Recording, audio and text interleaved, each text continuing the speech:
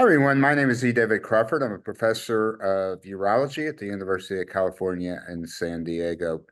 PET scanning has been an integral part of medicine for many decades. Only recently has it found a place in prostate cancer. We've had the introduction of fluciclovine and more recently PSMA-based scanning.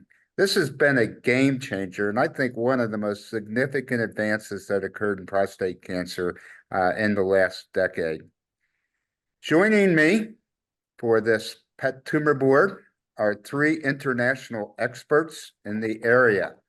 If I were to read their CVs and bios, it'd probably take 10 minutes. I'm just going to introduce them, where they're from, and all these things will be available with the PET tumor board. First, Dan Petrylak, who's a medical oncologist, very distinguished in the area of prostate cancer in his whole career, also bladder cancer from Yale University. Joining us from Phoenix, Arizona, Phil, who is with Banner, MD Anderson Health, and Phil is a nuclear medicine physician, radiologist, and spends most of his career in PET imaging.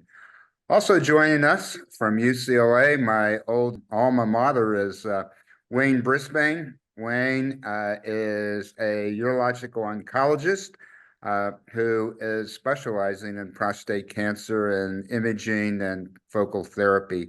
So, gentlemen, welcome to our PET tumor board. This is our second in our trilogy series, which means we have three of these things we do. Our first group was very successful. Let me just tell the audience that ahead of time that the faculty have not seen these cases. They're going to be new to them. And so it's going to be sort of free floating. We try to do these things in about 10 minutes. Also would want to thank Blue Earth Diagnostics for giving us support for these PET scan tumor boards. They're very interesting, and the feedback that we've gotten so far has been outstanding.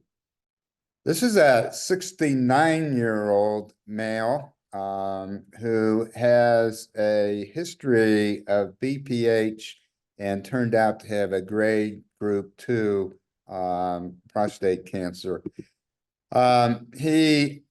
I cannot believe the number of things this guy's had done to his prostate over the years before I saw him. He had a 1996 a TUIP, which is a transurethral incision in the prostate, which you cut the bladder neck. That went very well.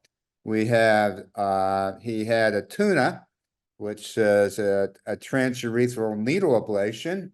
That was very popular about 10 years later.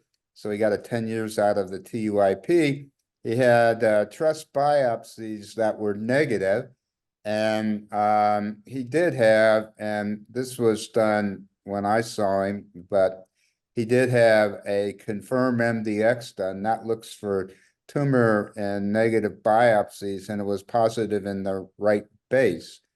So keep that in the back of your mind. His PSA was stable after his tuna for a while.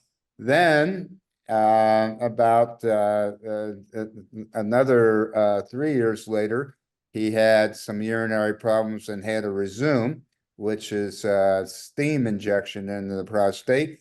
And at that time, his PSA was 4.55. In May of 22, he underwent a multiparametric MRI and did have a very small PIRADS 4 lesion in the right base and a prostate that looked like it had a lot of things done to him. He did have a biopsy done of the lesion in the right base, and it turned out to be a grade group 2 cancer in a 30-gram prostate. So when I come to the end of this case, I'm going to talk about confirmatory evidence about where our cancer is. The confirm was positive here in the right base. He had an MRI that was positive in the right base. And lo and behold, he had a biopsy that was positive in the right base. All right, what's the next steps, Dr. Brisbane? At this point, this is a 69-year-old man. He has intermediate risk prostate cancer. I would talk to him about treatment options, which include active surveillance, surgery, radiation, and probably psychotherapy, which would be discussed. Um, we don't necessarily need to do staging imaging for guidelines if the MRI doesn't show anything, but they're given that this is a pet going around, I'm wondering if PSMA is coming. Okay, you're smart. So, there we are. That's his history. They sent off a decipher on his biopsy, and it came back with a 2.1% risk of metastases at 10 years. He underwent a repeat biopsy in December of 22, 12 cores, which were negative. And the plan was for active surveillance predicated on his wishes and discussion with his doctor. However, in May of last year, his PSA rose to 8.5. And so he seeks a second opinion. Dr. Petrylak, he comes to see you. What are you thinking? So he has a decipher score of 2.1%. His low risk of mets at 10 years. I think active surveillance is a very, very reasonable thing to pursue at this particular situation. So really, you could go with prostatectomy, go with radiation therapy, but from a toxicity standpoint, quality of life standpoint, active surveillance, I think is reasonable. He doesn't want to, I mean, he wants to stay away from those things. Dr. Brisbane, what are your thoughts here? Remember, his PSA is up to 8.5 now, and he's only got I think I said a 20-some gram prostate, so that PSA density is pretty high. Yeah, definitely have it. The decipher score will be a reflection of the quality of the biopsy, and so I'm a little concerned that the center of the tumor routine. Phil, what do imaging play a role here anywhere? I personally wouldn't get a PSMA PET. Maybe an MRI can help characterize the patient's disease, see if there's something missing that might have been missing.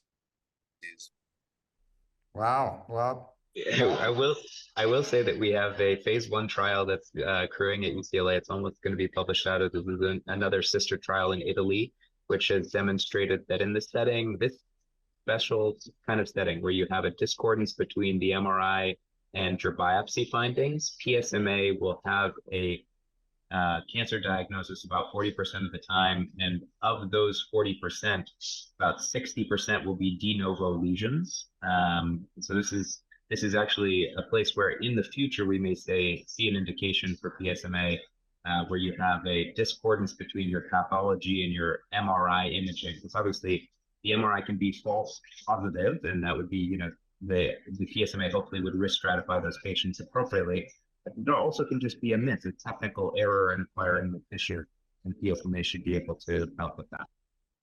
good points. I think this guy's prostate's been pretty beat up, as we've already, with all the things he's had done. So I'm not sure about the integrity of MRIs and things like that. I worry about the PSA going up to 8.5 and the PSA density in this guy. And I think if you look at the indications and the approval for posluma scanning, and this is a guy that has a diagnosis of prostate cancer, rising PSA, and you're not sure what's going on. So I would impose on Dr. Koo to do one. So his PSA in October of 23 was 9.5.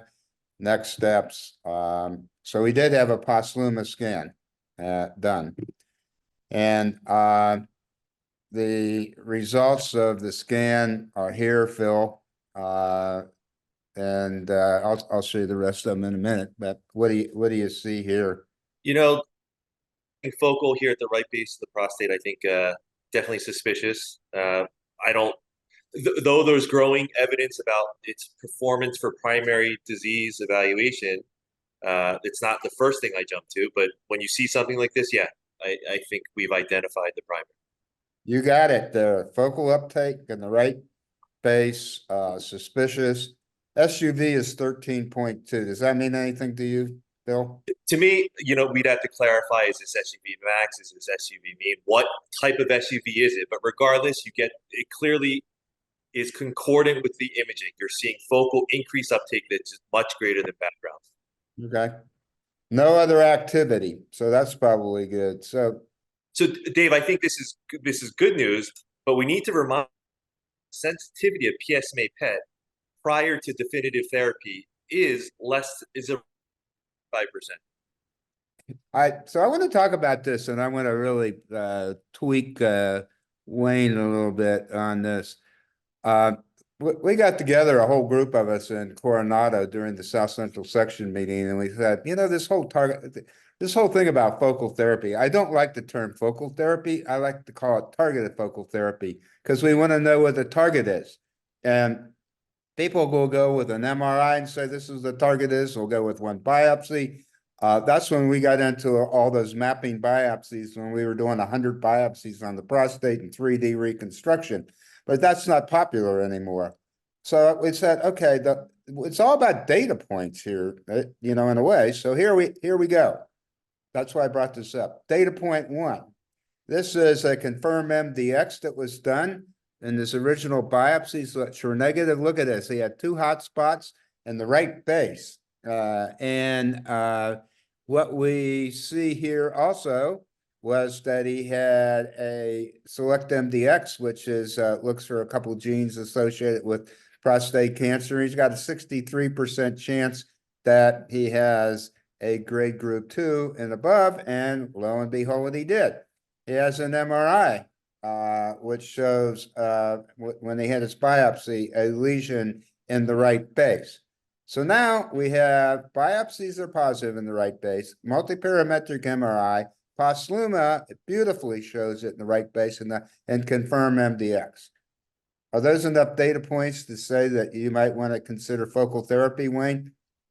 Yeah, I would definitely offer this guy focal therapy with my, we call them the global caveats that we give in our, we have a tumor board where we talk about it, and I give them the global caveats about recurrence and everything. But when it comes to just pure technical considerations, this is about as good as it gets. Yeah. So that's what we're recommending to the guy is to have that done. We have really good data that this is where the target is. What are you using for, there's a whole bunch of things out there for tumor destruction, HIFU, cryo, lasers, injections. You can inject alcohol into the prostate and kill things. Seeds, targeted radiation. What are you guys using? We're trying to do them as much as possible under the clinical trials. So we have a prospective clinical trial on HIFU and cryotherapy. These are kind of registries. We also were enrolling into the IRE trial, which should be reading out here very soon. And then we have the comparative captain trial, which is surgery versus TULSA-PRO. Okay. Dan, any high-level comments? Again, you see these kind of patients. I think this is a great case, a lot of interesting things. Do you agree with the direction? Yeah, I think it's a great direction. Having more focal approach certainly cuts down on side effects, and I think that it's a reasonable way to go about this. Well, I don't think there's any better candidate than this guy. We've got it nailed, and he can have hemiablation done. Also, some of these guys that have larger prostates, you can debulk their transition zones too with cryo on each side and improve their urination. But and in the case that we discussed the other day, the first case of a guy that has had ADT and has his primary in, we're not going in there to totally destroy the prostate. You can go in there and do a reasonably safe cryo or something like that in about 30 minutes and send the guy home. But so this is an exciting new concept. Thank you all for participating, and look forward to seeing you for the next case.